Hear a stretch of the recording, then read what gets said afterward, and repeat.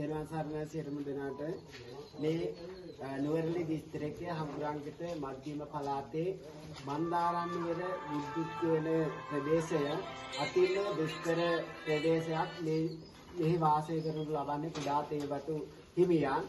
මේ පෞද්ගලික කාල සීමාවේ වර්ෂාපතනෙන් අවතන් වුණු සියලු දෙනා වෙනුවෙන් අපේ දමින්ද මහත්මයා අපිනුවන් මහත්මයා ඇතුළු කණ්ඩායම ඒක රාස් වෙලා අපේ අවතන් වෙච්ච ජනතාව වෙනුවෙන් නියලි ආහාර සලාක ලබා දෙනු ලැබුවා.